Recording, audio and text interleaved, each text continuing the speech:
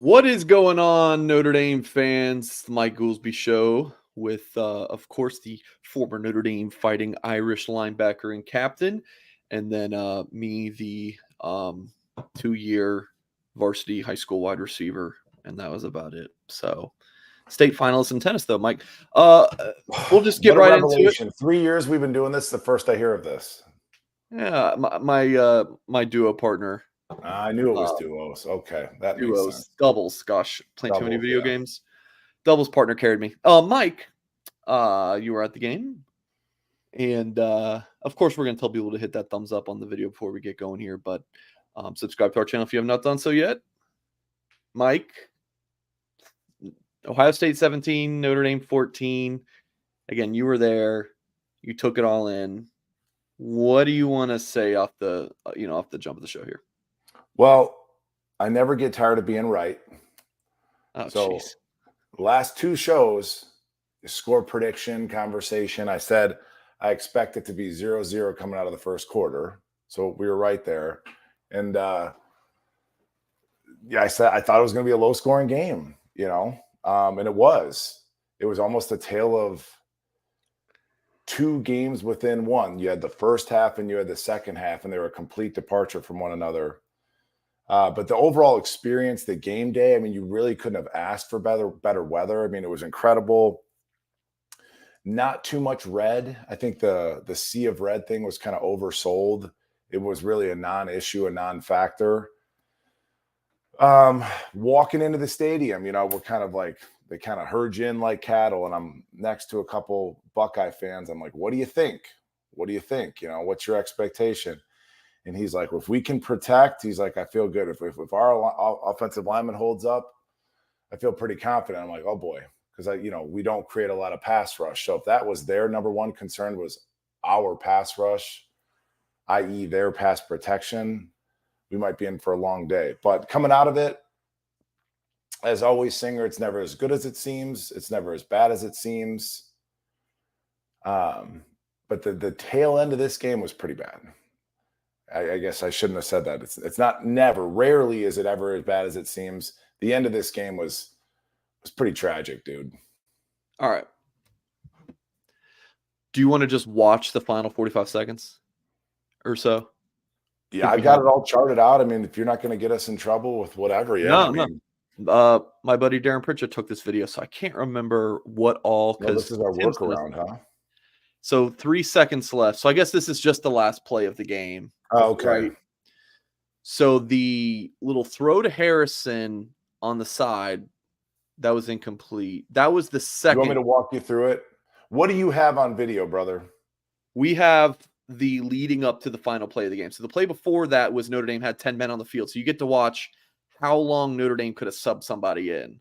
So for folks watching on YouTube, you're going to get this podcast audience know. Got it. So let's count it real quick. 1, 2, 3. So to be fair, this is after our timeout, right, Mike? Yeah, right. Right, they called timeout. So they get the 3rd and 19, just to get everybody on the same page. They get the 3rd and 9 conversion to Abuka. They're on like the 1-yard line, right? They hurry up and spike the ball because there's mere seconds left on the clock.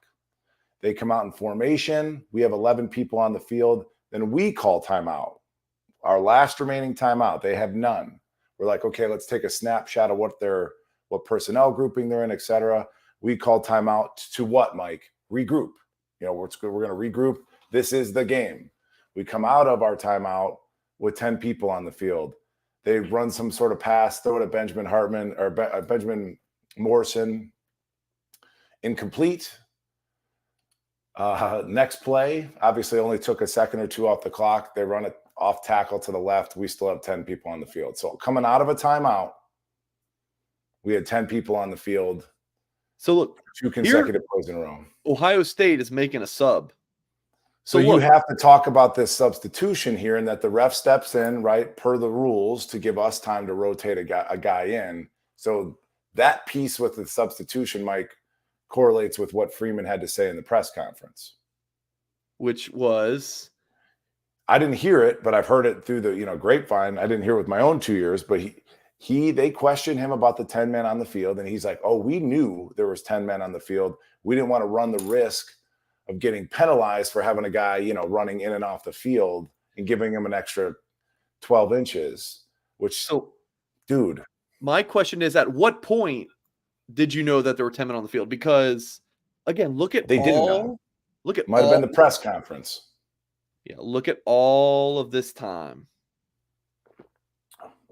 Nobody knows. All this time. So And this Freeman, you know, blunder. Freeman took a bullet for either now Washington because it's a defensive lineman missing from the equation. He took a bullet for Al Golden. And what's ironic as hell, and I want to, you know, go back in time 3 minutes, you know, of game time to how do we get here? But during the broadcast, you're hearing all about, I'm just going through my notes, all about Sam Hartman's calming presence. We got another quarterback with intangibles, right? But so Golden said something to the effect of, he's learned through his time in the NFL, Michael, that, quote, this is what the commentator had said, I think it was Burlage, most games aren't decided until the final 4 minutes. And we come out here and shit down our leg, you know, execution wise. And it just throws that whole narrative that we've had leading up to this game, that how crisp things have been for Freeman, execution wise, penalty wise, you know, it's changed. Is this just going to be forever known as like the 10-man game? Like this is just a colossal failure here, Mike? I mean, it's like, yeah, I mean, it's unthinkable. You know, I took a customer, a doctor to the game, right? We were so upset that after the game, we walked 25 minutes to the car and just said, to hell with it. We drove back to Omaha. So I didn't get into Nebraska till 8:00 this morning. So I'm running on fumes. I'm exhausted. Drove through the night. But I was just disgusted. Like, let's just get out of here. And I'm sitting there going, I'm like, in your field, he's a doctor. And I'm like, in your field, what's the worst thing that you could do? You know, your Hippocratic oath, right? Do no harm. Like, what's the worst thing that you could possibly realize? And like, you can't even, because I'm trying to make an analogy between like a medical professional and like a defensive coordinator against a top 10 matchup, game on the line at home, to not have an extra guy on the field. And obviously the beauty of football, there's things that led up to that. Right. Dropped interceptions, et cetera, et cetera, et cetera. But nevertheless, I mean, did you lose your job over that, Mike? What's the worst thing you could do in your role? You've already been drunk on air with Hyde back in the day. You know, you guys used to sip a little whiskey. Totally, probably not true. Yeah. Dude, I don't know. It's tough. I've seen a guy report that a prominent Big Ten coach was taking a job in the NFC North, and it was false, and he kept his job. So I don't know, Mike. I don't know. Yeah, it's and then, like, you know, there's so much irony. We had John Kennedy from Always Irish on our big pregame show, and it was fun actually kind of being at these tailgates and moving around to see how much our show has grown. You get noticed a lot?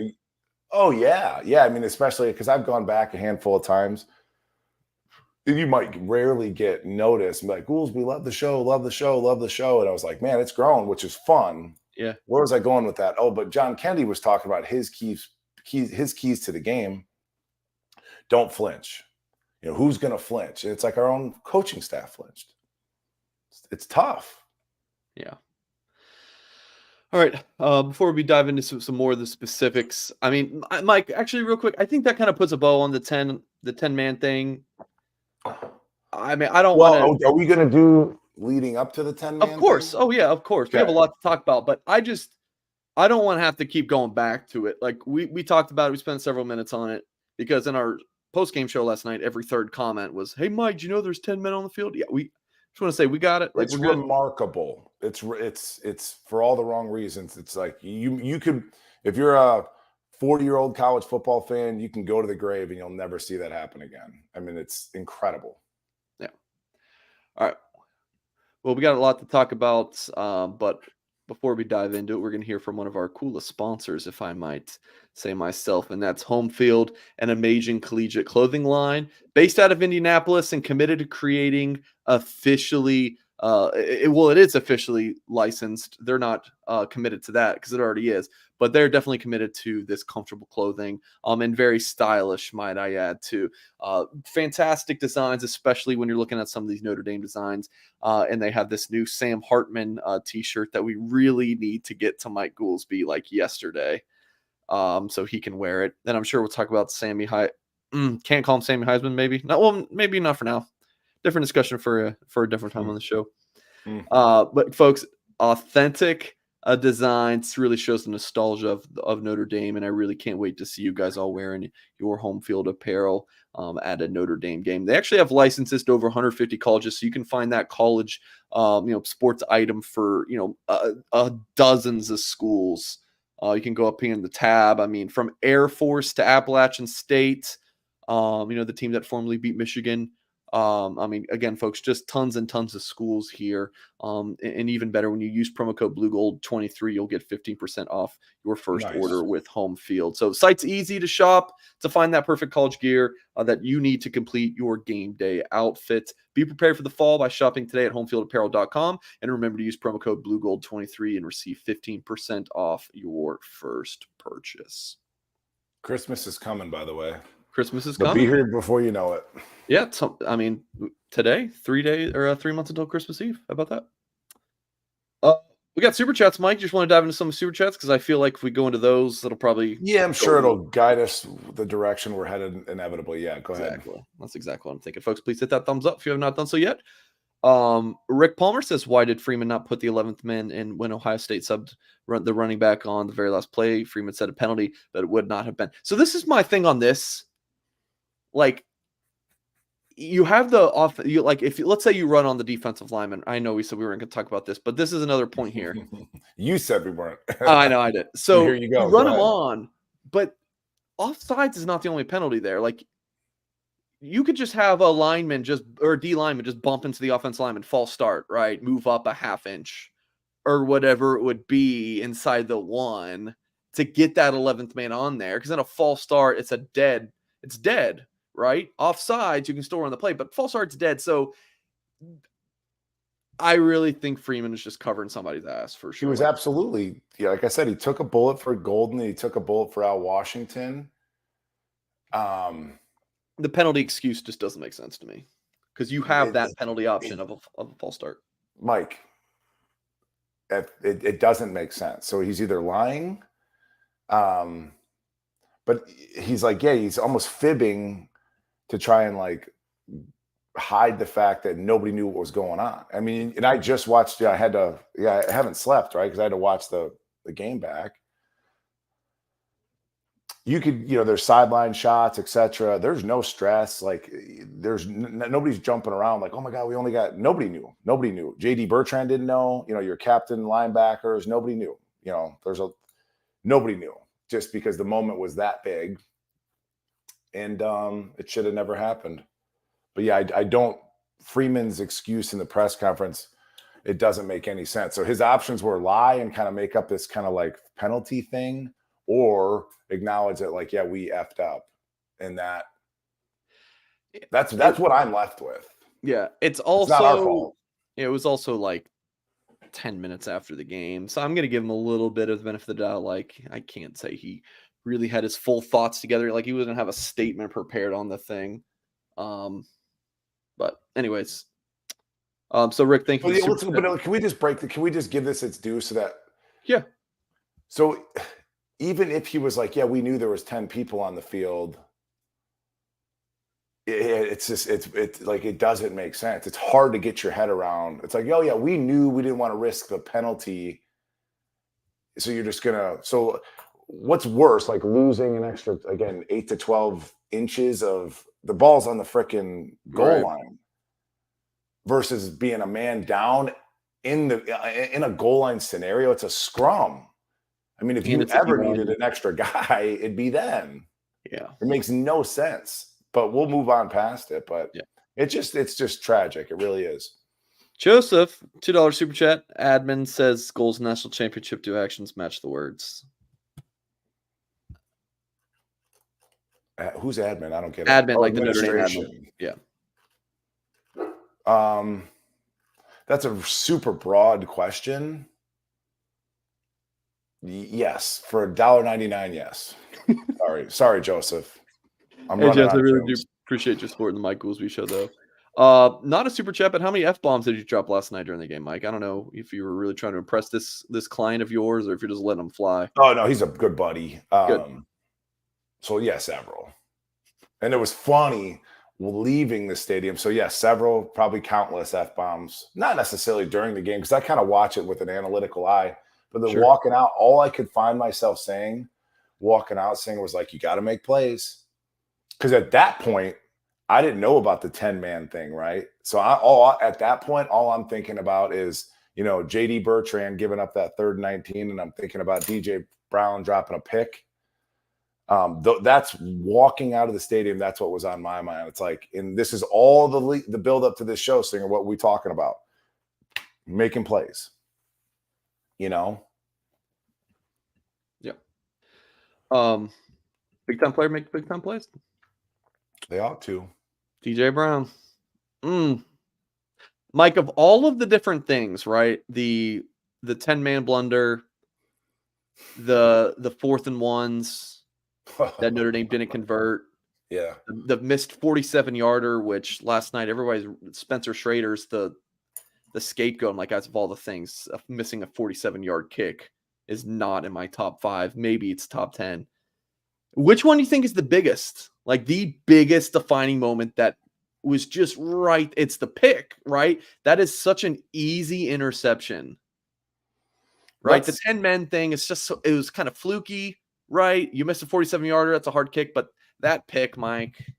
No, you're being kind with the field goal thing, but the missed field goal is early enough in the game where it can't be the number one biggest blunder, right? It's the pick. It's the missed pick because there was another one earlier in the game in the back of the end zone. It would have been a hell of a play, but he could have caught it. I mean, Xavier Watts could have had a pick early in the game. Xavier Watts has been very disappointing this year, just from a playmaker, getting your name called kind of aspect. But yeah, I would say that I'm just kind of going down them. And you mentioned the 4th and 1s. Yeah. Which were, this strange, like the first one with Sam, it's like he's running to the edge and, he puts his shoulder down a little bit, but I felt like there could have been a better effort there. And then the second sneak where he tried to, squeeze it outside or whatever, was just goofy. But then Singer can't be the 4th and 1s because we stopped them twice on 4th and 1, right? So those I got the drive charts. Yeah, those nullify themselves. So it has to be, and the field goes too early. It's kind of a hodgepodge of, if we're talking about a singular play, it's the pick. The last 3-4 minutes of the game, some offensive substitution play calling thing, which kind of got us into this other position that we couldn't get ourselves out of. We make a play, we get the intentional grounding with Patello. Somebody steps up and makes a play. It's 3rd and 19. We're like, yes, Al Golden. He plays. We talked about it last show. Jason Garrett said as much as last time when he was on air. Al Golden is either I'm going to pressure your ass or I'm going to play coverage. There's no blend of the two on any given snap. It's heat, maximum pressure, or it's maximum coverage. So we went max pressure the play before, gets us into a 3rd and 19. Next snap, he goes max coverage. And, JD didn't play that right. He allowed that 3rd wide receiver, that it was that tight end who's not a burner by any stretch of the imagination, gets behind JD. JD doesn't take the right angle in his pass drop, and then it puts Ramon Henderson in a bind. So Ramon Henderson's I got to play 2 and I got to play 3. Had JD ran with number 3, Ramon would have picked off the pass. He would have rolled off on 2. Yeah. I want to cover the officiating, Mike, before we get to more super chats. Tough, man. I'm kind of on the boy who cried wolf with officiating right now, because after every Notre Dame game that I've ever covered, all I hear from the fans is how bad the ref was. Every single game, right? So if it's like, oh, well, the refs were really bad on this one, it's like, I mean, this is what I hear every single game. Now, I'm not defending the refs because, I mean, I think refereeing can be bad, but Like that, it's just. You know what it That's all used I to be hear. though? Like, you used to. It goes back to even playing grade school basketball. I mean, bad calls get made. People make mistakes. That's part of the game. But like over time in recent history, that's half the reason I can't watch the NFL. There's too many commercials and there's too many penalties. Like I don't watch the NFL. Like I'll follow the draft, I'll watch Sports Center, but it's tough to watch a game. And it's like you're almost seeing that element in college football where these refs are like they're injecting themselves in the game. They're like stopping play. Like we can forgive a bad call, missed PI, missed hold. Like that stuff will always happen. But it's like, why are you Right. stopping play? Like there was times in that game where like we substituted and the ref would like unnecessary infusion of officiating, which is unique. Like it's somewhat kind of recent to the sport. It's bizarre, and it's across the board. Right. Obviously, we're all Notre Dame fans, so it feels more isolated. Like they're making it about us. I don't know if that's the case, but yeah, being in the stadium, I could. I mean, I'll say it. Like there was 2 or 3 times I was like, "This is fucked up." Like we got some momentum, and then like here's this whistle. We're gonna stop play. I was like, that happened at least twice, and you're sitting. All everybody's like, what is going on?" Like we're rolling. Boom, you get a whistle, and here comes some ref talking, stopping the flow of the game. That stuff's nauseating. Yeah, I think the flow of the game thing is really a good point. Because remember, like a few years back, the NFL had a thing where it was like, we're gonna flag all celebration penalties, and it was just the stupidest thing. And then they got rid of that the next year. It's like, it's just like people needing to feel real important. I guess I don't know. Let them play, but it's interesting. Last note on officiating.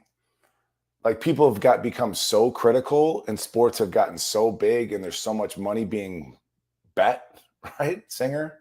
yeah, It's like they unnecessarily review things now. It's like that was fine, It's like so there's more stoppage to the game, so it's got to improve. I mean, I'm sure that falls on the umbrella of the NCAA, and we know how competent they are. So extremely, yeah. All right.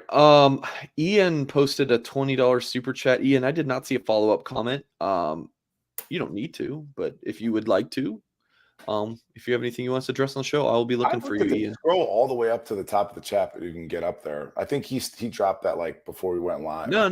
It was never mind. it was about 8 minutes ago, 6 minutes ago. No, I've been looking for him. All right. But Ian, if you got anything, just post it again. I'll be looking for it. You got any more super chats, or we want to get back into the game? Oh, we got so many, dude. All right, hit fire, go. Eric, $10 says, I don't know what the effect was on the outcome of the game, but the Morrison cornerback blitz killed me. Yeah, that 40-yard pickup or whatever it was, just a blown coverage. It's tough. And that's all comes down to the end of that game kind of collapse, that tragedy. I like the call, but you know who effed it up behind him? You're about to tell me. DJ Brown. I knew it was going to be DJ Brown. When I coach high school kids, I always use like a bike chain analogy. Everything's got to work in unison. So if Ben's going to blitz, obviously somebody's got to come down and cover. And yeah, you can't have whatever he is, 6th-year senior busting like that and then dropping a pick later. It's bad, man. Yeah. Eric, appreciate the $10. Just ND Gal says, Goolsby, your sweetheart here. That's great. Putting you on the spot. How would you have moved forward as a Notre Dame player after your coaches sent the defense out there with 10 men and they knew it and didn't fix it? Seriously, how? So I guess kind of like, how do you face your coaches in the locker room after that game? Well, yeah, let me read it again. How would you, as an ND player after your coaches? Yeah. So I would like to take a little bit of accountability. If I was in JD Bertrand's shoes, because he didn't know. Like, you've got captains out there and nobody knew. Like, nobody acknowledged it. So that's probably, to answer your question, sweetheart, is just that's how it would help me sleep at night. Because I could have done something. Like, to your point, Mike, I could have just jumped off sides to get the 11th guy out there. Yeah. That's how I would probably deal with it. All right, sweetheart. Thank you. You do lose a little bit of respect, But how are those coaches going to try and spin that last thought? Like, how are they going to try and spin that? Like, if we would have tackled better in the second quarter, blah, blah, blah, blah, blah, we wouldn't even have been in this position. So the coach is going to deflect that snafu, like we should have never been there. If we would have stopped them on 3rd and 19, it would have been a non-issue. Are they going to take ownership of it? I don't know. So I've been working with Mike Goolsby. I've seen every Mike Goolsby show, might I add, considering I've been on every single one of them. But Mike always thinks through the player lens. So Mike is going to think, if I were out there, it's on me, right? I'm Captain 41. I mean, I gotta notice that and do something about it. And I might not have even known what to do in that scenario. I might have not had the presence of mind to jump off sides, but I would have like a note. But we're out of that timeouts now. Nobody noticed it. The body language, nobody knew. That's what would have ate me alive. Just Endigo, I really appreciate the very generous super chat. The Smith family, did anyone else panic when Ohio State caught the ball at the 1? Everyone ran the line. McCord is signing spike. I had flashbacks to the Bush push end. Yeah, I thought Bush push. I also thought the Dan Marino fake spike. You would, yeah, makes sense. Yeah. 3-0 Dolphins. How about 70 points today? Anyways. No, it's a good point. The super chat you make there. I mean, they probably could have just walked right in. Absolutely. Yeah. Ian Moran, still looking for a comment from you. He posted another super chat. Just if you have anything, please comment that. Smith family, thank you for the super chat. Annie Davis says, okay, this is getting into the game a little bit, Mike. I want to look at the Notre Dame receivers. Just woof, Mike. Mitchell Evans had a fantastic game. 7 targets, 7 receptions, 75 yards. Flores, 3 for 20 and a touchdown. Greathouse, 2 for 40. Jabran Payne, 2 for 6. Tyree, had the 25-yard reception. And then what happened? I don't know. After that, Jaden Thomas, 3 targets, just 1 catch for 7 yards. And then Tobias Merriweather, 1 target for 6, and he had 6 yards. But there was also the PI that I think was called when Hartman threw a ball his way, which is not going to show up in the stats. But still, Mike, not a great performance. So just thoughts on the receivers, and I might even get into Hartman. Mm-hmm. I like that. Do you think, and I asked this to Tim last night, is this more on Hartman not finding his receivers, or the receivers not getting open, combo of both? Thoughts on that? It's not what we all envisioned, right? I mean, most Notre Dame fans were confident going into this game because of Sam Hartman, like, we're going to air it out. It was a very conservative game plan. So the question is why? We had a couple nice drives. We had a drive that went 94 yards. It was whatever it was. Mike, you can pull up the drive chart. 10 plus plays, right? An amazing drive. And you're like, God, is that sustainable to go on a 10, 12, 13 point play drive to get points on the board? I don't know. So to the super chat, I think what a lot of people, what the issue is for a lot of folks is like the over the top stuff, the deep ball. I counted 3 deep balls from Sam. 1 was early third quarter, first possession, third quarter. He sailed it on Jaden Thomas. Jaden Thomas had his guy beat. Not a great throw. Later on in the third quarter, he underthrows Rico Flores. And then you've got your pass interference to Tobias. So it's like, is it the game plan that led to the lack of deep balls? Or is it to like what Tim Hyde and I have been trying to say and tell the fan base since before the season kicked off, is like, we don't have those dudes. We did our preseason grades, Mike, and what I give the wide receiver group a B-. And people thought I was being overly critical. And I'm like, dude, I'm being kind. Yeah, no, I talked you into it a little bit. Yeah. We just don't. And you've heard about how fast Tobias is. You've heard about it. But yeah, we just don't have guys that can take the top off of a defense when you're playing quality competition. So who knows better in terms of what they have in that wide receiver room? The Notre Dame fan base, Notre Dame talking heads on the internet, or Coach Parker? So Coach Parker's like, we can't beat them deep. we're going to just nickel and dime him. And I thought Sam did a great job. I mean, he felt like he didn't miss a pass his first 6 or 7 throws. No, yeah, that's correct. He was like 8 of 8 or something. What do you think about this comment from my boy Lux ND? Says the game plan did not change between a Pine game and a Hartman game. It's kind of interesting. Mm-hmm. I think maybe they don't throw it 25 times a Pine in that, but maybe. I don't know. I think that is an interesting comment. Yeah, it's like you got a supercar, and it's like you take it out on Sundays. You know, it's like you're never going to take it to the track.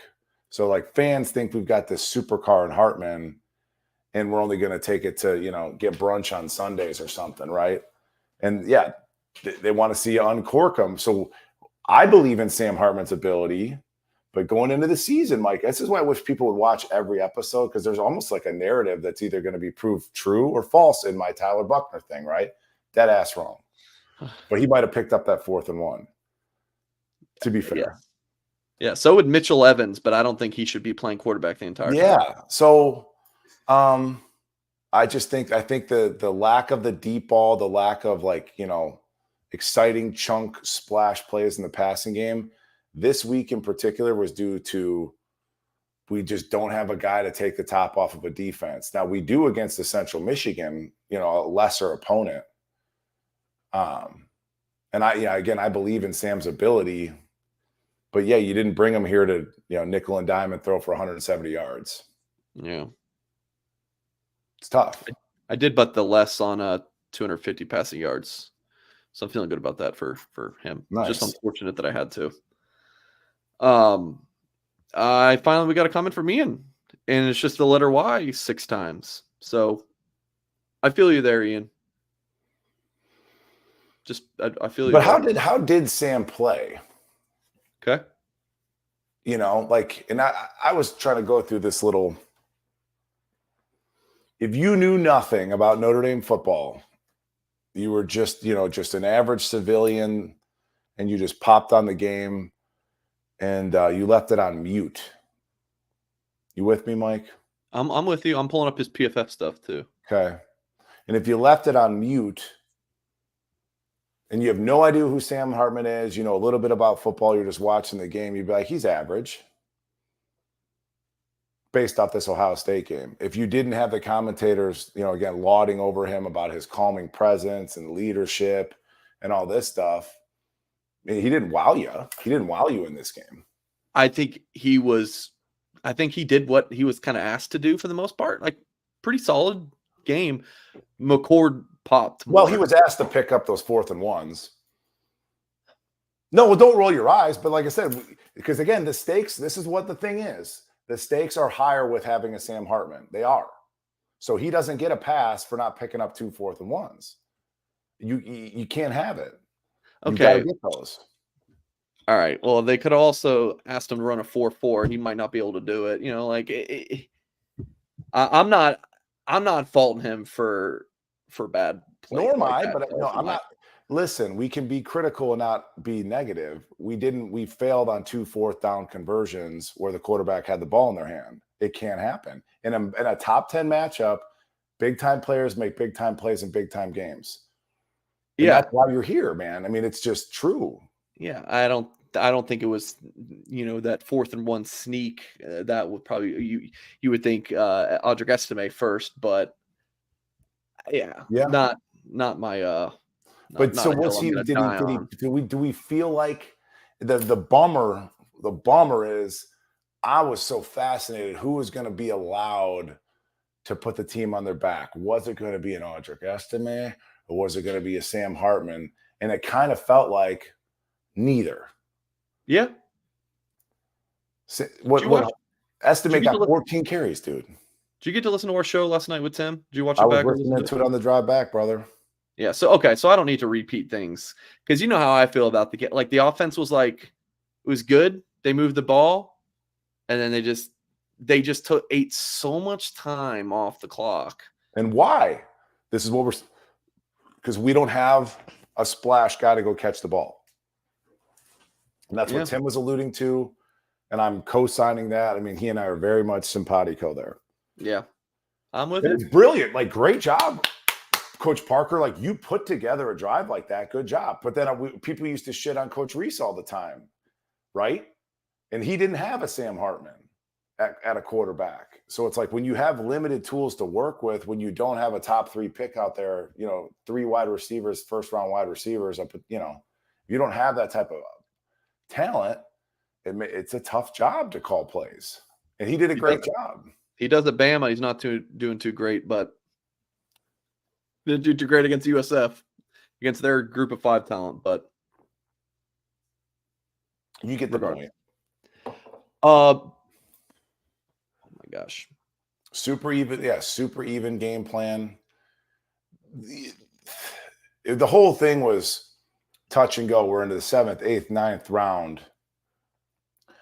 And then, gosh, I'm going back because I've got this all kind of charted out here.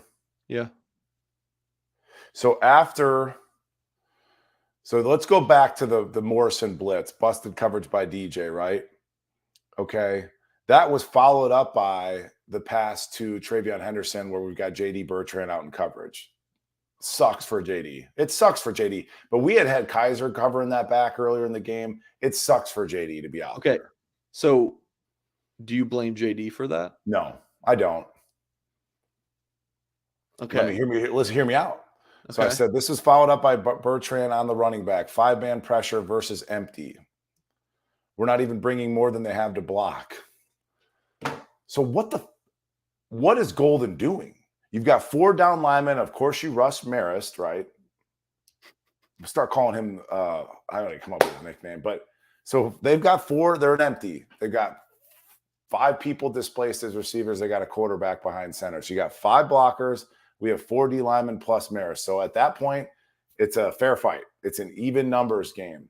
So then everybody else back there, we have Idris playing cover 1. Right. So it's JD with no help against Travion Henderson based off the scheme. It's not his fault. He's outmatched athletically. Maybe I would go check. Marist, you go run with him. Maybe. But the scheme is broken.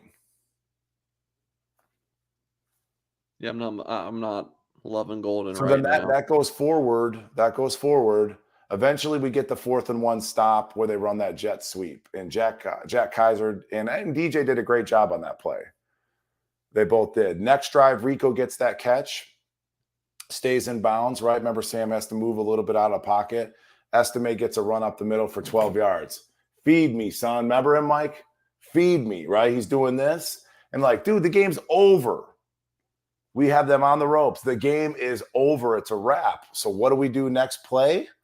1st and 10, we bring in a true freshman, Jeremiah Love, and Ford, forget his name, the running back transfer. And we do that split backfield. Ford hasn't played in 4 weeks, hasn't played a meaningful snap since he got that concussion on a kick return. So now you've got, and the stakes are this high, the leading rusher in the country who happens to be 230 plus pounds. We're going to pull him out to put a true freshman in and a transfer that hasn't played in 4 weeks. I don't mind the play call, 44, big time player makes big time plays. He comes off the edge. He busts it up. Sam smartly holds onto the ball. Next play, we try to throw the screen. Who makes a play? Big time player, number 44, tips that screen pass. Now we're at 3rd and 15. Punt. Oh, before we punt it, false start by our 5th-year captain, JD, on a punt. Just dumb stuff. And then that basically, whatever happens, then we get to the intentional grounding, then we get the 3rd and 18. That's on 3rd and 19. That's on JD. Didn't play that right. They spike the ball. We call timeout, 10-man, 10-man. That little window of time, and this is after that commentator says, Al Golden learned in the NFL, man, nothing really matters till the final 4 minutes, and that's the end result. It sucks, man. And a lot of missed tackles. That was something else I struggled with, is listening to everybody, the talking heads and the drive home. It's like the kids played their hearts out. They played their butts off. Did they though? I have never seen a graphic put up on a college football screen that says we've missed 44 tackles. We're 115th in the. I've never seen that graphic before where they're tracking missed tackles, folks. It's a thing. So, like, did you play your ass off if you're missing a bunch of tackles? Like, can both things be true? I don't know. Ugh. Yeah, And we Notre still Dame almost got won. We still Notre almost Dame got won. accounted for 8 missed tackles according to PFF. Ben Morrison 2, Watts 2, and then Burnham, Leafau, Howard Cross, DJ Brown all got credit for 1. So Can we talk about that long touchdown run? That's another thing that's just let's in my brain. Yeah, Their first possession in the second half, first play, touchdown. Mm-hmm. Just so, fun. And again, I haven't been impressed with Xavier Watts just because we were so excited about his like potential and kind of the way he finished off last season. And is it the players or is it the scheme? And I'm just focusing on defense, Singer, as I do. They run outside zone. Is this it, dude? Nice. This is JD Bertrand's fault. 100%. I love this, Mike. Can you actually like play it? Can you? Yeah. No, I can't play. Okay. So real quick, and I think we've touched on this in the podcast before, dude. When you're talking to a linebacker, freeze it. That's perfect right there. Freeze it. Right there's fine. So that running back shoulders are a 45, right? They're at a 45. Do you agree here, Mike? Yeah. They're not necessarily facing the sidelines. Angled. Yeah. They are angled. So you teach a linebacker, like, you're keying that back.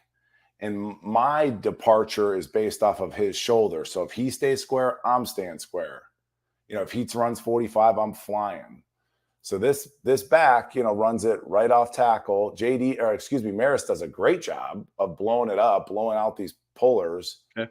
And then JD hits it as if it's an inside zone. And there's nothing in there, JD. There's no air for that ball to hit. Yeah, because that's on JD. And everybody's going to talk about Xavier Watts missing the tackle. But this defense wasn't designed to make Xavier Watts make a tackle between the hashes one-on-one. Nobody would draw up a defense like that. It's JD and Xavier should be making that tackle. Preseason preview, dude. What I say about JD Bertrand, I said he better be perfect. He's played so much football. He does have a few limited like athletic size, length type things, speed, whatever. But in terms of your checks and your fits and whatever, you got to be perfect. And this is far from it. This ball's going outside. JD's inside. I mean, yeah, he's a magnet here for this pulling guard. And these plays are tough playing linebacker because at some point you do lose sight of the ball as you're scraping over. You do. But this is not on Xavier Watts. I just want to make this point because everybody that I've heard talk about it blames him for this missed tackle. No, that's on JD Bertrand.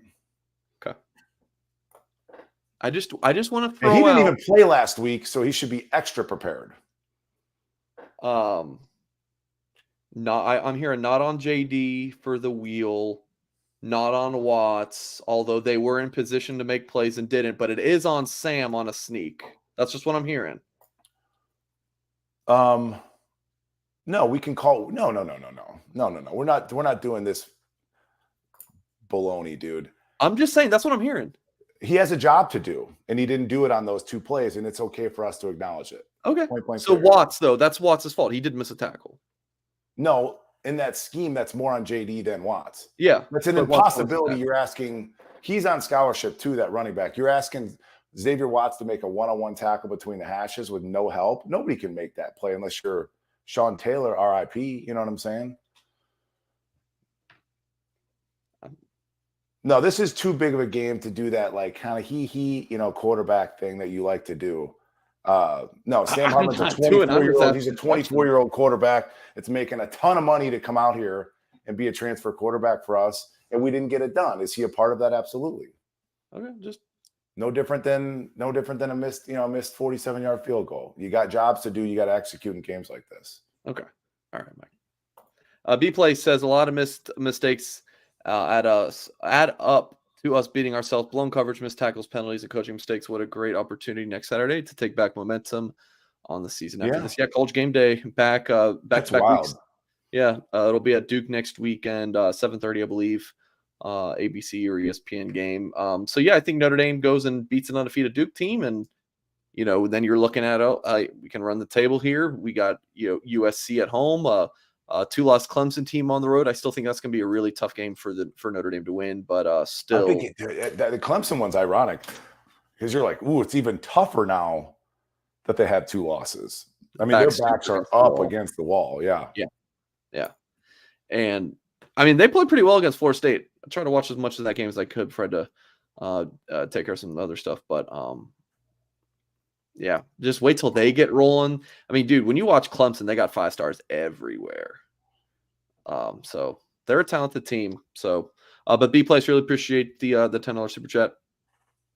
Rick says 3rd and 19, we go 3-man rush for zone. We did the same thing last year, and I think it was a 2-man rush on a 3rd and extremely long for 1st down. I thought a lot about this, Rick. So it's like, damned if you do, Mike, right? Damned if you don't. So let's just say Golden brings a 6-man pressure, and then we're leaving somebody on an island one-on-one, and we're like, I can't believe we would pressure on 3rd and 19. So I see both sides of it. I do. But if we execute, it's not a bad play call. If we execute, it's not a bad play call. You kind of had Maris floating around, kind of doing his thing. Yeah, he was kind of like, we played a lot of single high man, and we brought like a DJ down to be like a robber, right? And that's what makes that drop pick even more painful. It's like it was the perfect play call by Golden. Like he steps right down there, jumps up. I don't hate the call. In terms of the collapse at the end, I hate taking Audric Estime off the field after he just picked up. He's on the frickin' podium with McAfee. Like, again, let's make this kid a star. He's out there like, feed me. He didn't play a lot during the middle portion of the game. And I was like, are we looking for a spark from Jeremiah Love or something? Who is the most talented back, by the way. And that's pretty clear at this point. But if we're going to point to one thing coaching-wise, outside of the obvious 10-man on the field, but we would have never got there if we would have just let Estime eat and do what he does. Just let me ask you something. People. Yeah. Notre Dame had 65 snaps in this game per PFF. How many do you think Estime was in on? Like how many snaps was he in? Well, I think he had 14 carries off the top of my head, so I would say under 20 of them. 20 snaps. Yeah, 25. That seems crazy low. 25. Here I was saying when push comes to shove, the 5-headed monster running back is going to be a memory. They're going to play Audric Estime. But it's like here you go, Tim. Or sorry, Goolsby. Here it is. It's like snap counts. You do so many of these shows, brother. But like sometimes I'm like, okay, I have this thought. And I'm like, didn't I say that last year though? Didn't I say that the year before? And it's an internal battle that I have to kind of wrestle with. But like the running back usage, the way that Coach Reese would do it, it's like he would be putting Estime out on a route, and then we try to hammer it inside with Tyree. It's like, why are you doing that? In the biggest game in 20 years at Notre Dame's stadium, we're putting in Devin Ford.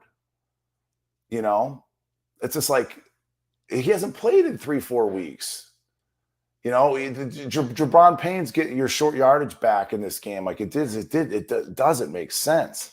Showcase Estime. Tim Hyde called for it again for the last 18 months. He wants Estime to get 25 carries a game. It's like, who can argue with that? Yeah. John Kennedy says, I'm dead inside. Get out of the basement. That's all I could say, John. And keep away from the top of Notre Dame Stadium, brother.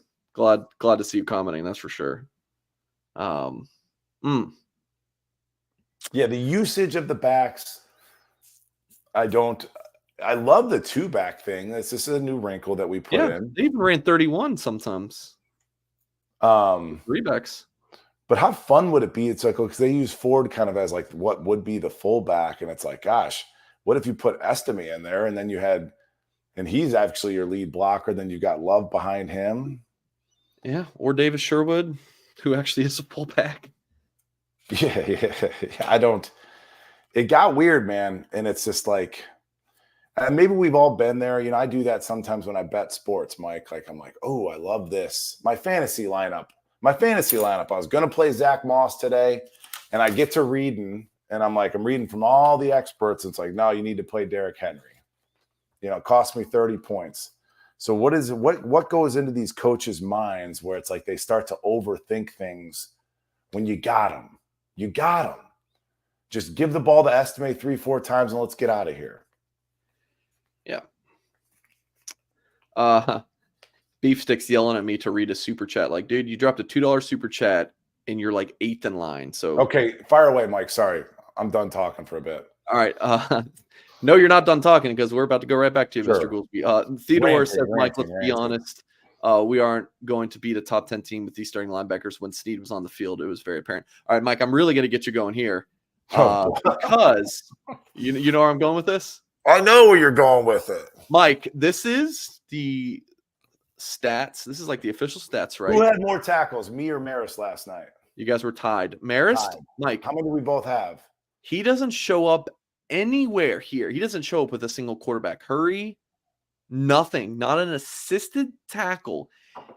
Mike, I remember okay, now I'm doing the whole have I said this before, right? I remember you being like, how can you be a starting linebacker and have 3 tackles or something in a game? Like, how is that possible? Mike, how is it possible to not show up on the stat sheet and play? Let's see how many snaps he had. 61. Did he lead the team in snaps? No. I don't see the snap breakdown on my end. Yeah. Let me put. Well, do you see it now? I do. Let me remove the super chat. 61. So Watts and Hardhead 69. Nice.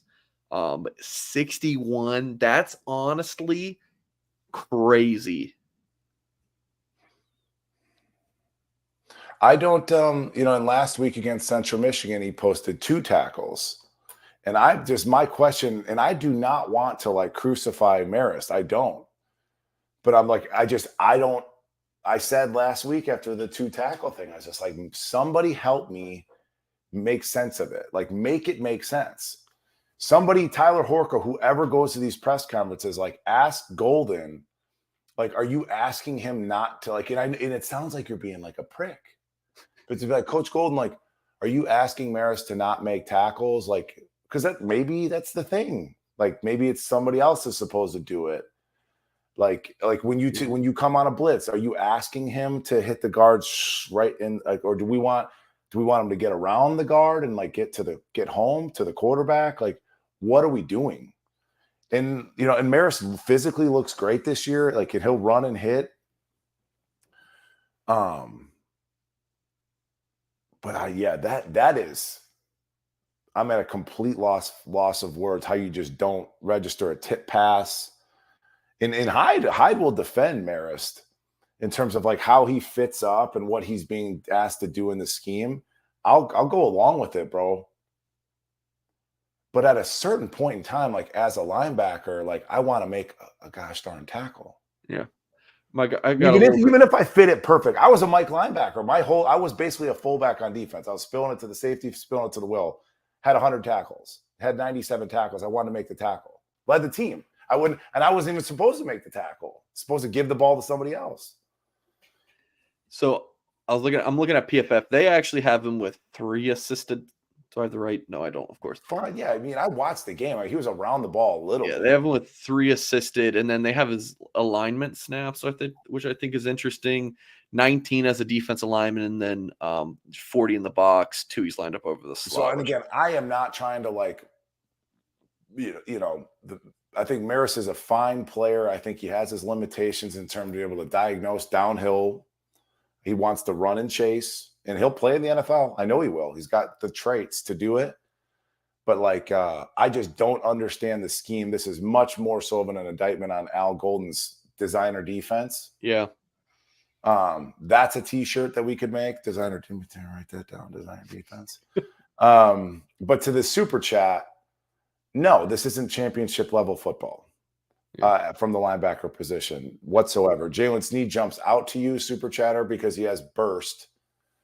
And they're just literally telling Jalen, just rush up field, just try and win with speed.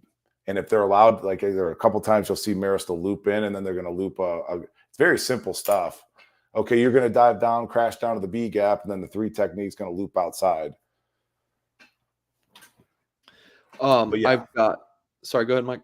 No, that's all I really have to say. Yes, Jalen Snead jumps out at you because he's the best athlete, basically from what we've seen at the linebacker position by a wide margin. All right, I've seen a handful of super chats. The Great 41 and 317 review. If you guys have any comments to go through super chats, please go ahead and drop them because I do not see them. But please go ahead and do that if you are still watching. Mike, let's hear from Irish Realty, which is your ticket to football weekend enjoyment as it presents the Eddy Square townhomes. These 3, 4, and 5 bedroom townhomes offer everything the Notre Dame football fan could want.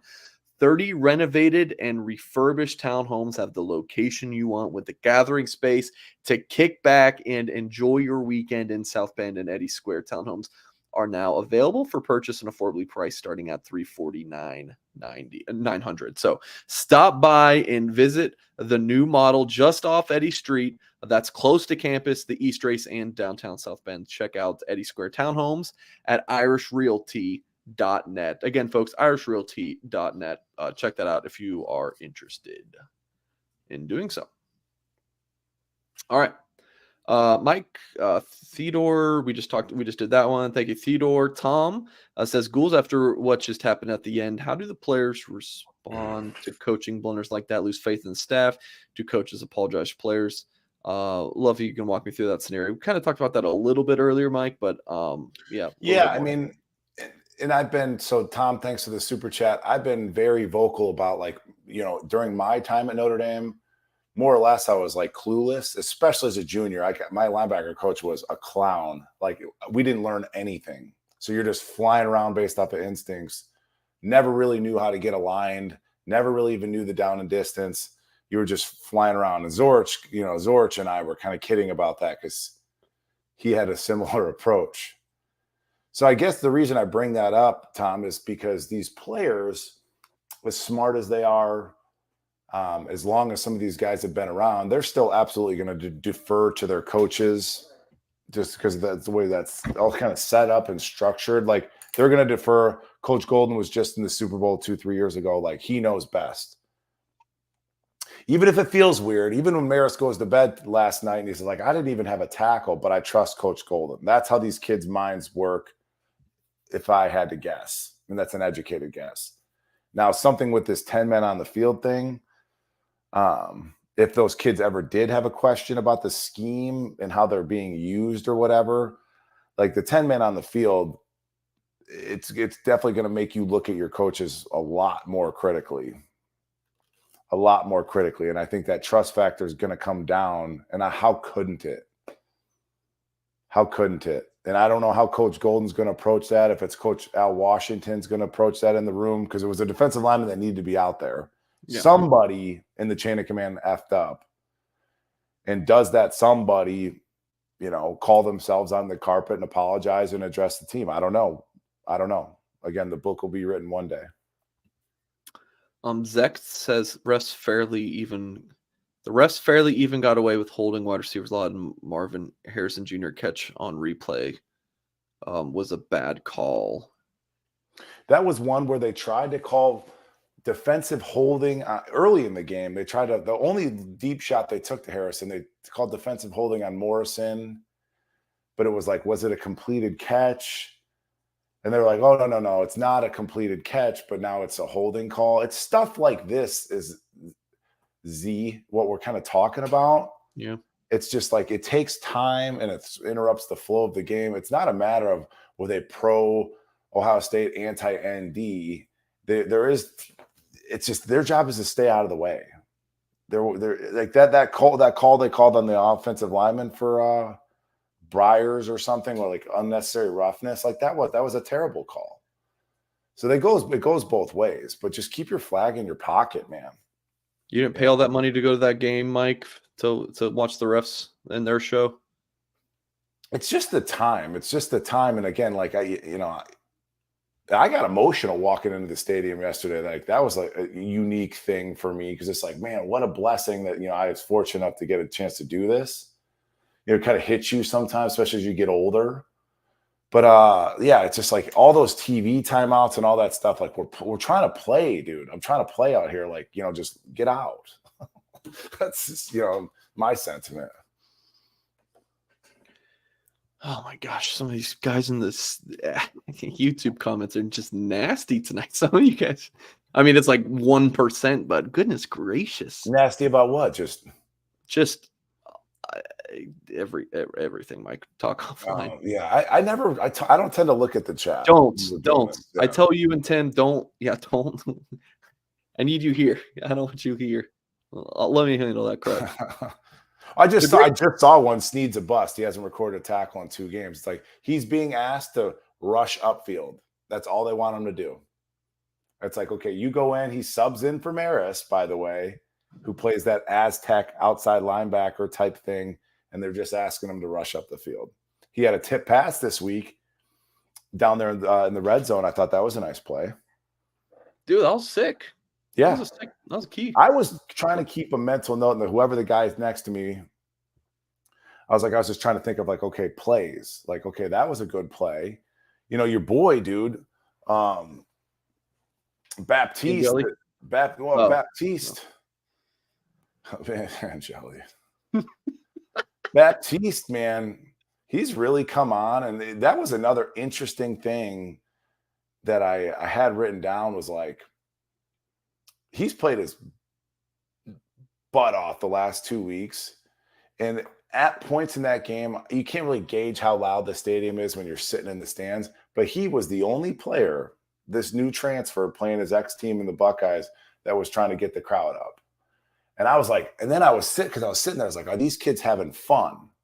Because part of like when you're in this game, it's fun. Like, give me that energy from the crowd. And he was the only one that was asking for it. So I was like, is the rest of that group having fun?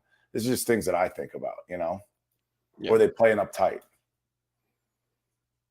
The Great 41. So that is a great number, by the way. I love that number, 41. Mm-hmm. Had a $20 super chat and then posted a $5 super chat.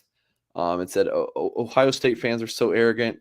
How were they when leaving the game? Do you think we could beat USC? So 2-parter there for you, Mike. I didn't, there wasn't that many of them. So there's obviously strength in numbers. They're going to be more arrogant. And I agree with you across the board in terms of their arrogance and the way they carry themselves, conduct themselves. I agree. In this instance, it wasn't really a thing. Earlier in the show, somebody was asking about how many F-bombs did I drop? And that I forgot I had that thought, like walk into the car, you heard a bunch of them. It's like everybody was leaving the stadium. And that's like all you heard was just one after another after another. So it was almost comical if you were there. But do I think we can beat SC? Not unless we learn how to tackle. Yeah. How's that? Back-to-back years. Just tackling, it's been a struggle. I don't know, man. It's not, like Xavier Watts was an excellent tackler last year. He's not so much this year. He was an excellent tackler last year. Do you have any thoughts on why this could be? Like, is it something they're not doing at practice or? And this is just random thoughts, right? So this is like, love it. Yep. Freeman, again, getting rid of Coach Bayless was kind of like Coach Bayless is kind of like old school toughness, like grind, whatever. Freeman's more high tech. He wants to like, I'm going to say deload, but like he wants less stress on his players, which I can really, I like that idea, but these kids also aren't in the NFL. Yeah. So like in the NFL, you don't have to really practice tackling because it's like they're in the NFL for a reason. These kids aren't in the NFL. And sometimes the only way to get good at tackling is to do it. And it sucks. And yeah, a kid might get nicked up or whatever, but you got to do it. You can't protect your players if they're not doing one of their core responsibilities. So that's what I would say as to like maybe why that sloughed off. Yeah. And Golden's an NFL guy. I mean, folks, when you're in the NFL, you don't practice during the season. You don't hit. It's No. basically everything's a glorified walkthrough. Why? Because the games are so damn hard. Right. You don't recover till Thursday. This isn't the NFL. The Great 41, appreciate the super chats there. Rick has many super chats tonight. He says, players post questions after a TSU game. It sounded like we only had 10 men on the field that game on a play too. I don't understand the players post questions thing. I guess like in a press conference after the Tennessee State game, I guess maybe it came out that Notre Dame only had 10 men on the field on a play and against TSU. I don't know. Well, if you're going to do it against Ohio State, I'm sure you can do it against Tennessee State. I mean, who knows how long they only had 10 players out there, which didn't notice because it was against Tennessee State. And it's that's another thing that kind of I don't like about Golden when I see him on the sidelines. His demeanor, he's just like he seems very clinical. Like he is in his thoughts, on his play sheet where he's not paying attention to the players or whatever. That's Coach Bola's job. That's Coach Washington's job, etc. So he doesn't even look up from his play sheet. He's just out there doing a crossword puzzle. All right, Mike. Here we go. All right, Ian, who dropped some super chats earlier, he says, "Oh, the chats works now." Complimenting Goolsby for not narking Hartman.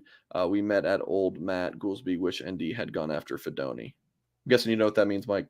Oh yeah, he works downtown Omaha.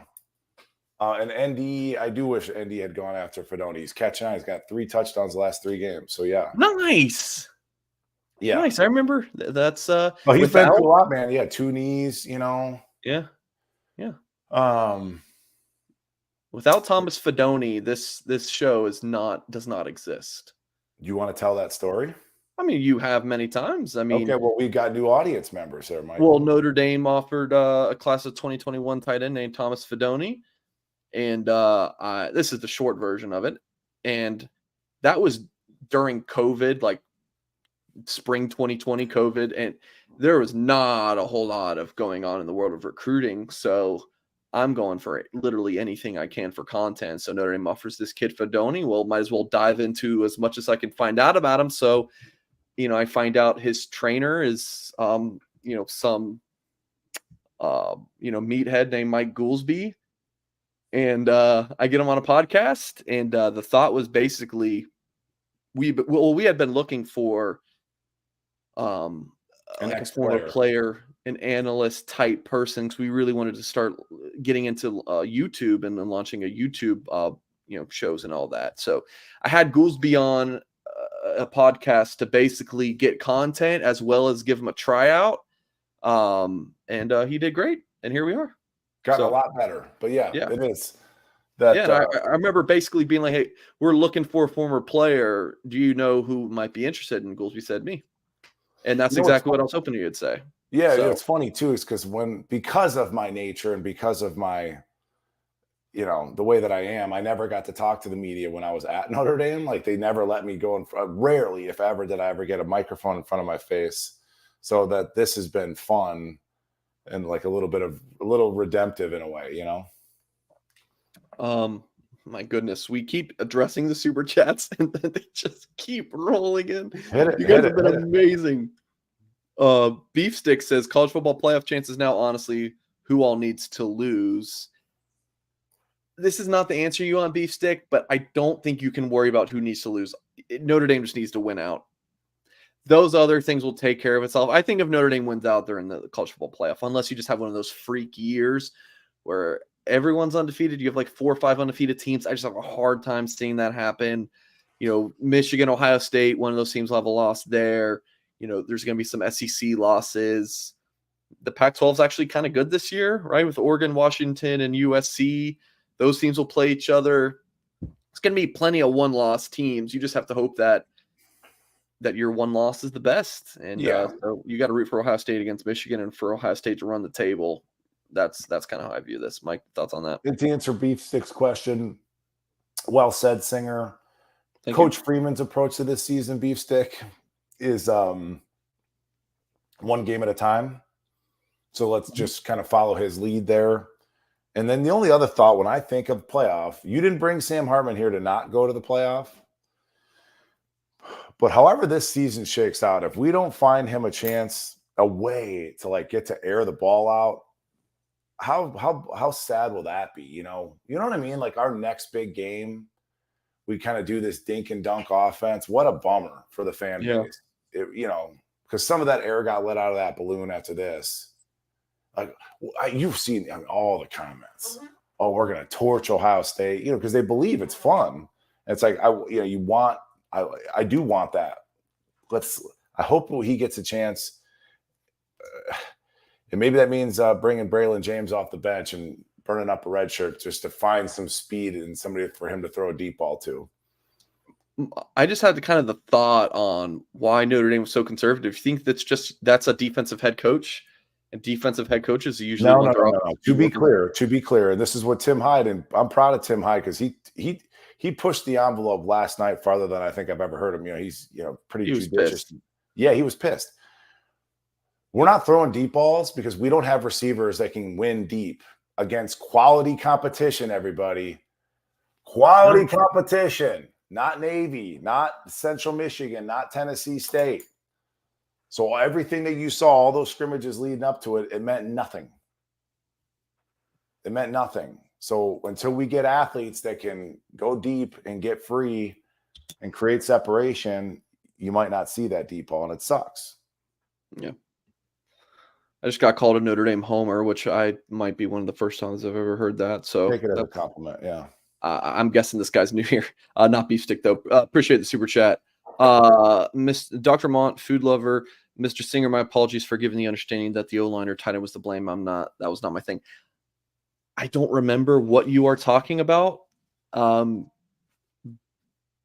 apology accepted. I honestly have no idea what you're talking about. I'm guessing it's from last night's show, but it really stinks from these super chats.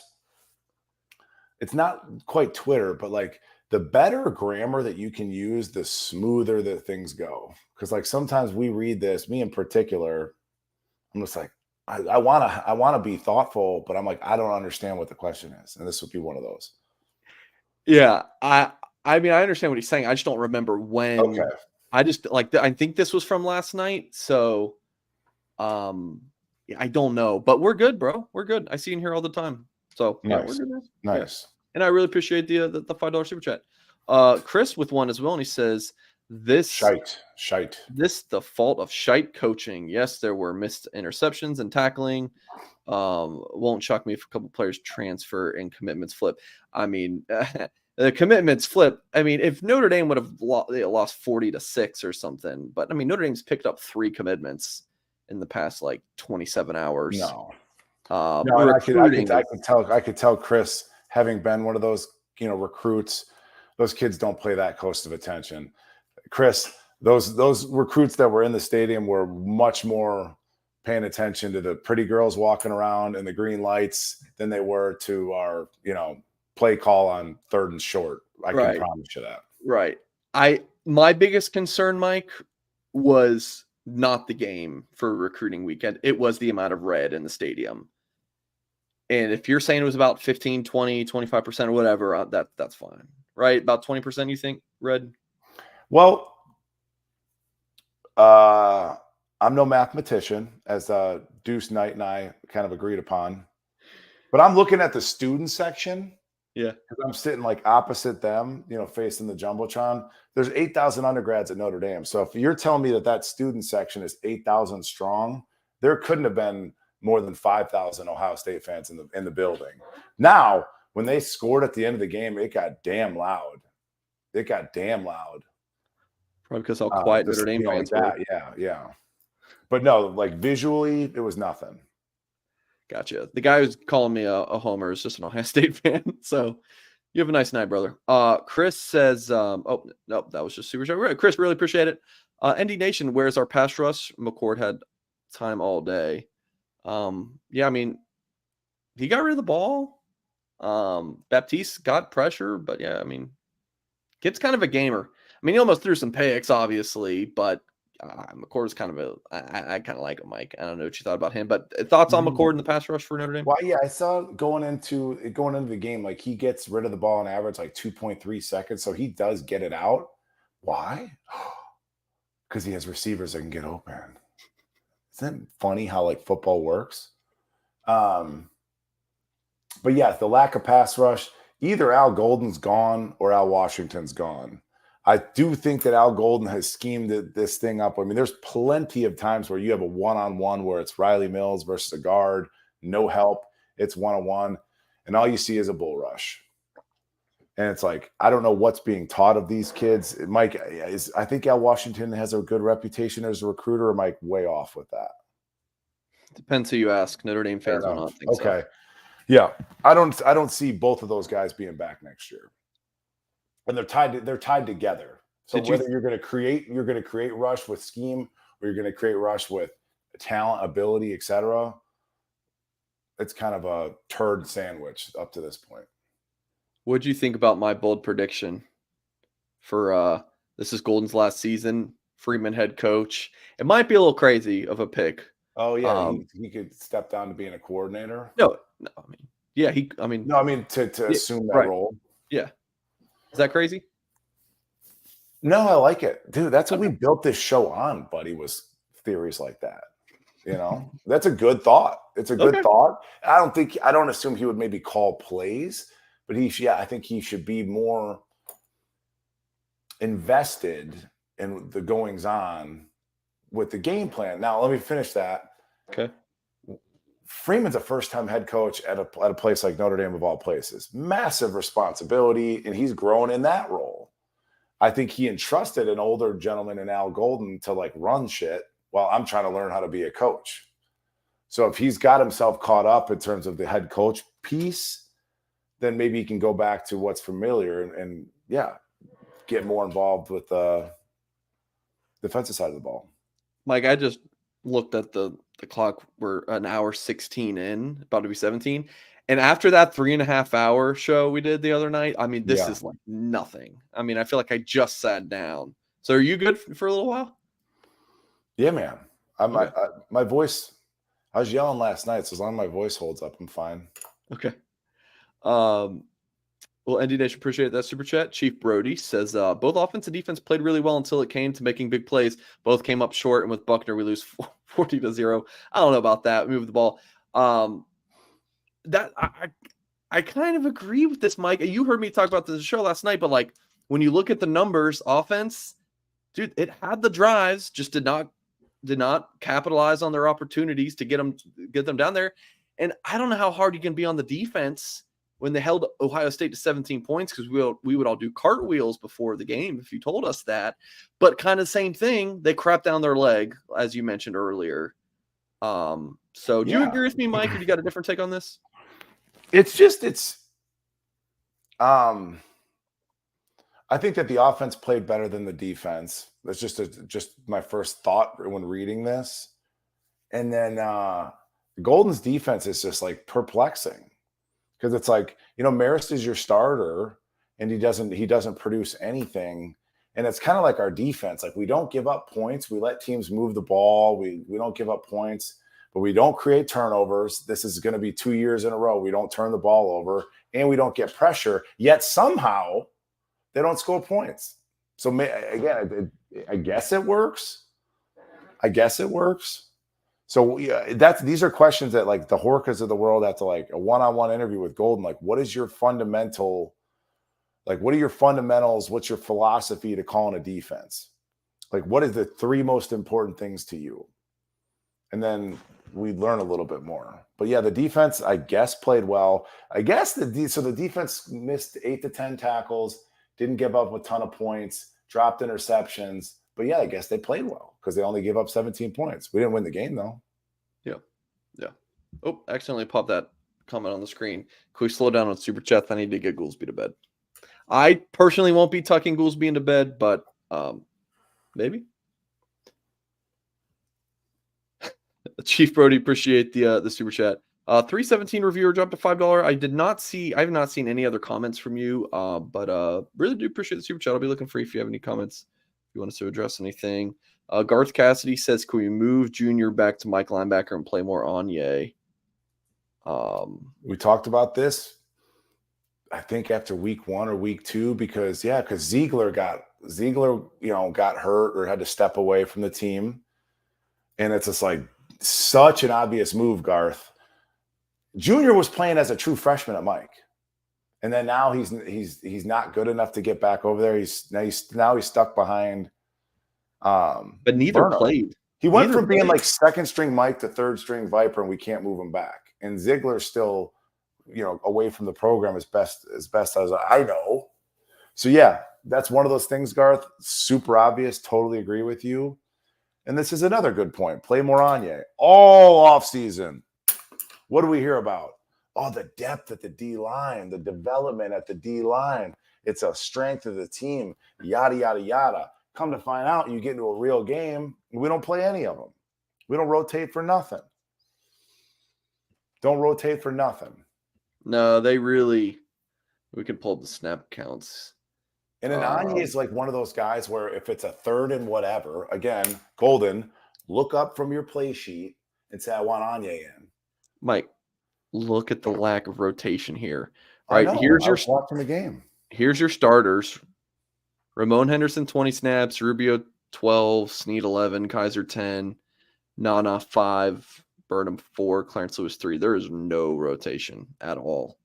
So that tells you that's like, again, everybody's just got to like either listen to this show or like trust your eyes. Because it's like, you'll hear all this stuff like, oh, Golden stripped away the defense. Like he simplified it. He's taking elements of the defense out. Clearly that's not the case, because if the only ones who know how to run it are your starters. Right? I mean, that's what's happening. He comes out and like Tim talked about last night, he's got a bear front, which I played in high school. He's got an entirely new defensive front just for this game. And you don't have enough time in college to rotate that and teach, at least your second string that. So yeah, Golden's scheme, the lack of rotation, I don't like it, man. And yeah, I think an Anye, absolutely. If it's a third and obvious, put him in there to rush. Mike, I got 17 super chats on cue. That's it then. I'm literally gonna remember when I had throat surgery. Remember this? Yeah. I couldn't speak for 3 weeks. Like, yeah, that's people thought you weren't working for us anymore. That was last spring or something. No, dude, I had polyps in my vocal cords. I'd have surgery. I couldn't speak for 3 weeks, so okay. I can't lose my voice again. But yeah, all right. So we're going rapid fire. Yeah. Ape Gambino though dropped a $50 super chat. Just a banger. Go ahead. I jinxed Maris, complimented Tim too quickly. Great show, guys. What do you think of Merriweather's dad criticizing Notre Dame fans, letting too many Ohio State fans in the stadium? I definitely think if we start winning these games, it will help. What do you think, Mike? Because I don't know if So he's saying I jinxed Marist, and so again, Tim is a Marist believer, and again, I'm not being hypercritical of Marist. I just don't understand the usage. I don't understand the scheme, and I like to think I might not be great at evaluating quarterbacks, but like I at least know something about linebacker play. So Tim is like, oh yeah, Marist did a great job, here. So I get where he's saying with that. What do I think about Merriweather's dad criticizing ND fans? Dude, without social media, none of this would be a thing. And I just don't think it's a good look by you, Dad. And I called Merriweather goofy. I said he could be goofy at times. And I still think that. Chris Tyree, who just moved to receiver, was helping him getting lined up a couple times during this game, like bump in, bump out. Nobody else notices that stuff. And then Merriweather's dad was like, "Oh yeah, we're out here goofy because he's watching us." And then he's trying to like troll me for saying that his son's goofy. It's not a good look, Dad. It doesn't serve your son whatsoever. Keep your mouth shut and like let him go play sports. You're not a part of this. It's true. I mean, factually, you're not a part of this. It's just that stuff doesn't work unless it doesn't work out well. It just doesn't. I don't think there's a good track record of like parents chirping and it's serving their kids. Maybe I'm wrong. Why is the pass rush struggling to take down the quarterback? Yeah, sorry, I'm kind of befuddled here. Yeah. Defense gets close. You ever heard from Joe Alt's dad, who's an actual like Hall of Fame, borderline Hall of Fame player? You ever heard from him? I didn't think so. Yeah, Yes, but not in that kind of What's in that? that kind of context. But I've heard from him on a few occasions. But more of Does he just like tweet it out? Like, is this publicly consumed? No, of course not, because he knows better, and his son's about to go make top 10 pick money. Why is the pass rush struggling to take down the quarterback? Honestly, just asking. Defense gets close but doesn't get home. I don't know. I mean, I don't have a great answer. Like I said, the idea of rushing the quarterback, I teach kids is if I can get my hips, I can never figure this out. My hips beyond your hips, I win. That's pass rush. So too oftentimes you see people like tied up with blockers, and then they're just kind of like reaching to get the quarterback because they've never come clean. That's my best answer, Ray, but it needs to improve. All right, Ray, appreciate the super chat. Chris says I was planning on making my first trip to Notre Dame next season for my 50th birthday. If this is the product on the field, I'm not sure I want to waste my money. I mean, they're literally one like inch away, even with 10 men, from beating Ohio State. I mean, come on with this. But. Well, the team's not going to know it's your 50th birthday, Chris. But it is a beautiful campus. But don't let the outcome of a game. Yeah, you can't dictate your whole weekend. I mean, if you bring your family or whatever, a nice fall day, it's not a bad place to spend a weekend, you know. But that's the risk you run, Chris. Maybe we can get you in the locker room before kickoff. Be like, guys, it's my 50th. It's really important to me. You know, can we play well? But it's not going to happen. Do appreciate the super chat. Jim wants to know why no substitute for DJ Brown, because Notre Dame wanted to play him over. They have him. It comes down to Jim. Like, listen to the show. It comes down to the trust factor. He's a 6th-year player. You know, you can only get so many reps. They get 20 hours a week with these kids. If Coach Golden's installing new wrinkles in the defense every single week, he's got to stick with the guy that he trusts to at least know the shit. But now, granted, he busted on maybe you see less of him. But Ramon Henderson's not a great open field tackler. And outside of DJ, Ramon, and Xavier, you kind of got nothing. I mean, you got bodies back there, but they have zero experience. Yeah.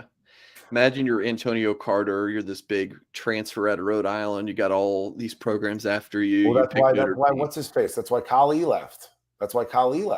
Zero snaps. I can't get on the field, and Maris is out there making 0 plays. See ya. Chris said we were dominating the line of scrimmage in the second half. Why didn't we continue to pound the ball in our final drive? Still has me scratching my head. Same. I think the 10 men on the field, all this, all that. I don't understand. After Audric got that 12-yard gain, feed me. And we're like, and he even acts shocked. He's like, wait, I'm coming off the field. Then we put in Ford, who's a transfer that hasn't played in 3 weeks, and a true freshman. You know, not what I would have done. John says Goolsby's all right when he's tired. I don't know. That was funny. It seems like normal Goolsby to me, but yeah, he's letting him fly a little bit more. Elk70 says thoughts on Day sticking up for team after game. I mean, I don't have anything to say, Mike. If you want to take a shot at Ryan Day, I don't know. You can. I thought that was kind of he seems like an awkward dude to me. Yeah. I don't think Lou said anything wrong, for one. Yeah, because I was like, okay, what is this now? I don't think Lou said anything wrong. I thought he's pretty like on point.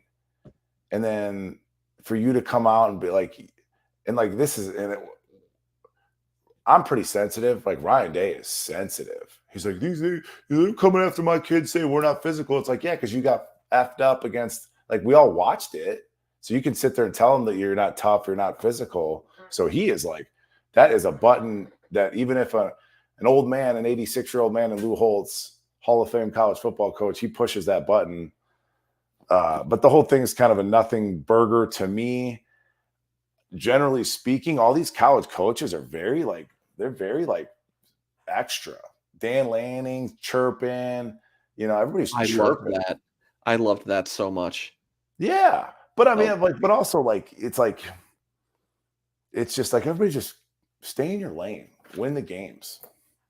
Yeah. All right, appreciate the super chat, Elks, and hey, Ape Gambino, really appreciate yours earlier as well. CC Schwab 2 says, when will we start sacking the opposing quarterback? Barely even rush the quarterbacks. Just miss out, boys. Making other quarterbacks nervous versus looking. I just answered that question 2 minutes ago. I don't really have the answer, but I agree. Yeah. Do appreciate the super chat. Relic with $20. Appreciate that. He says they said in the second half they had to not just quote unquote play not to lose on ball, but that's what it seemed like they did. You have Sam Hartman 3rd and 15 and a first down could ice the game, and you run and punt instead. Why isn't this why we got Sam Hartman? I could play the clip back from John Kennedy, Always Irish, where he yells up, "That's why he's here. That's why you brought him here." I can't do it as good as John, but yeah, that's pretty much it. Well, if you just to give somebody, because we could all sit there and be like frustrated. Why do we do this? Audric gets again, that last series on offense, Rico Flores makes a catch along the sideline, smart enough to stay in bounds. Next carry, inside run to Audric, 12-yard play. He gets up, feed me, coach, feed me. He gets pulled. You put in Ford and Love, and they're going to try and run that like misdirection play. But of course, we don't block 44, who's that dude, and he makes a play, and then that same guy makes a play on the other. So it's like, forget the coaching, maybe just to maybe help us all sleep at night and move on with our week. Forget the coaching.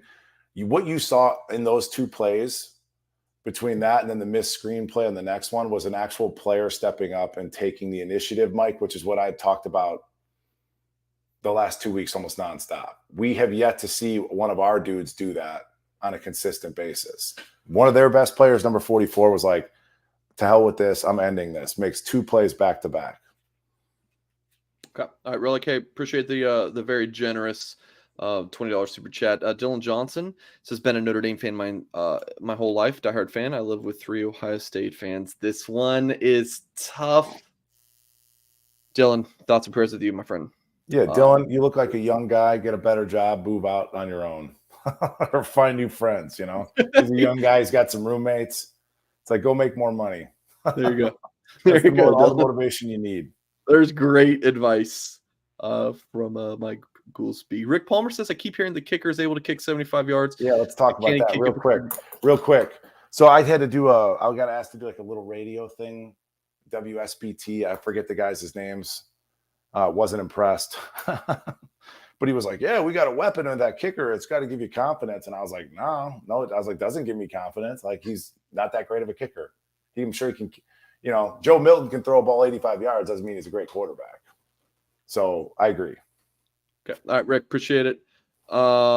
Dingo says, thanks for the handshake. Great to meet you Saturday, Goolsby. Having fun with it? Well, there you go. Good to meet you as well. That's I don't think he introduced himself as Dingoose, but yeah. I don't know who you are, but I'm sure, yeah, it was awesome. It was a lovely interaction. Dingoes, appreciate the $5. Al says, how does Goolsby think we will respond next Saturday? Seems a team bordering on the elite would take care of business. Yeah, Notre Dame about a 6-point favorite, 5.5-point favorite on the road. Duke's Super Bowl for sure. I mean, Duke beats Notre Dame on Saturday. That's one of the biggest wins for Duke in a long time. Well, I think they have a better quarterback. I mean, he's an NFL kid. So we'll see. I mean, I've never said that we're bordering on the elite. I've never said that. I mean, we're trending in the right direction, but we'll see. I think all I could add to that is going on the road after a game like this is good. It's healthy to go on the road. Yeah. That's something you've talked about a lot. Is sometimes that's good for. But like an elite team doesn't miss. I mean, we're 50+ missed tackles at this point. An elite team has a significant threat outside.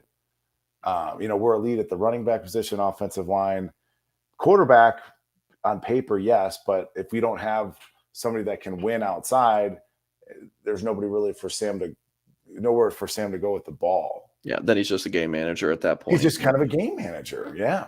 Just what we saw on Saturday. A good game. So now we saying that Wake Forest had better wide receivers than Notre Dame? No, I'm saying that the teams Wake Forest played aren't Ohio State. Right. That's and what when I've they been saying. I've been saying it all off season. Yeah. And it played itself out. Ooh. Goolsby. Well, you're not the one getting shit on for 6 months about an opinion. I'm just telling you that you just saw it. So it's playoff or bust. Go Irish off $20 super chat. I have not seen another one from you, but another comment to follow this up. But hey, really appreciate the support. If you're still in here, post a comment and I'll get you Go Irish. Dylan Johnson earlier said appreciate that advice. So yeah, Go Irish will be looking for you if you have any other comments. Brendan says, is Al Washington the issue? Who coaches tackling? Yeah, I think we've covered that, Mike. I'm getting so worked up. There is no designated tackling coach, Brendan. Come on. Is Al Washington an issue? If he's not, if you have a pass rusher and they don't know how to get free, they don't know how to, use their arms or like slip a block, they don't even need a coach. You can get on Instagram, go to dlinevids.com. There's all these places, there's all these sources where they'll be like, oh, this is Joey Bosa using a double swipe into a whatever move. So it's either a lack of talent from the kids, that they just don't have an ability to like use a move. I said that's last year. Isaiah Foskey had no pass rush moves. I don't like Al Washington as a coach. No, I don't. All right.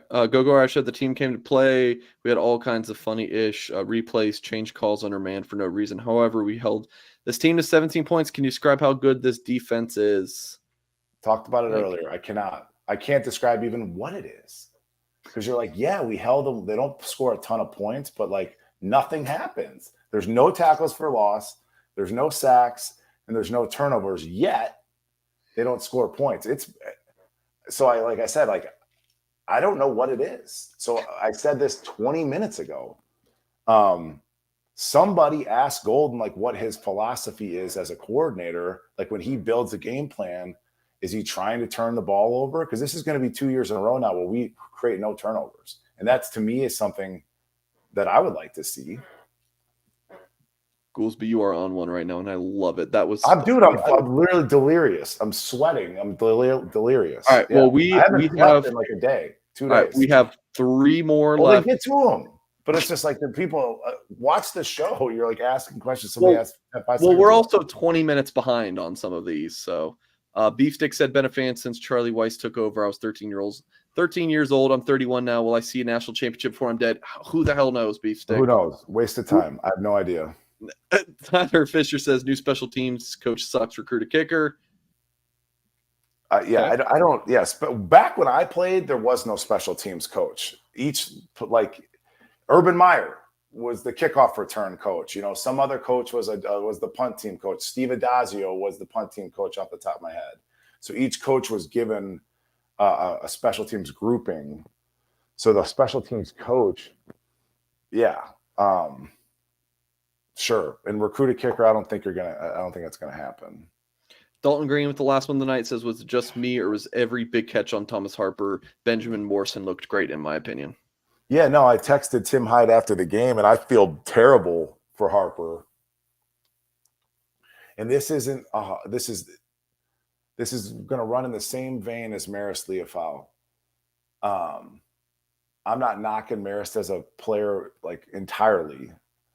Again, I don't like his instincts, but how is he being used? Harper, that nickel position, and it was the same thing last year with Tariq Bracy. They're asked to do so much, folks. And he's on an island the entire game, and he gets no help. Oh, and he happens to be going up against Abuka, who's like a first-round pick. Right. And they ran him ragged. So it's just like, man. And Harper's a really, really good player. I mean, up to the fun topic, up to this point, who's your defensive MVP? It's either Harper or Baptiste. Who's playing the best? And Howard Cross has been great, and Morrison's been great. But 2 of your top 4 players are transfers. Is that fair? Cross never gets his name called. Cross played awesome this game. He played awesome, especially like the first half. But Harper's played his tail off. Baptiste is playing great ball. 2 of your best players are transfers. Right? Am I missing anybody? Morrison's played well. Yeah. I think Morrison's your most overall talented, like but people are staying away from him. I'm going to start calling Riley Mills Bigfoot. You hear about how big and strong he is, but nobody ever sees him, that's Riley Mills anymore. Yeah, I think Morrison's your best overall player, but in terms of like who's had the most impact, like Most in impactful. yeah, The last couple, it's 2-3 games, it's one of those two.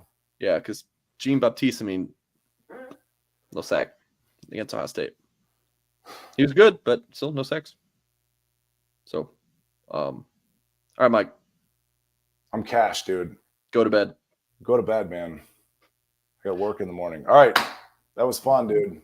All right, we're going to sign off there. Hit that thumbs up if you have not done so yet. Subscribe, rate, review, blueandgold.com, all the normal yada yada. Thanks to our line jumper. Sorry, man. We are so done.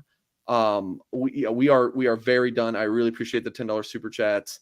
Screenshot that. Send me a Twitter DM, email, and we'll talk about it next week. I'm signing Goolsby off. He's so tired. I pinned a comment saying no. Yeah, so they know.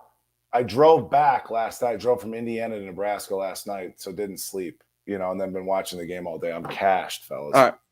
We're signing off there. Again, line jumper, ironic name because you were at the end of the line there. But just, message me. We'll get to that next time. Appreciate you all. And as always, we'll catch you guys next time.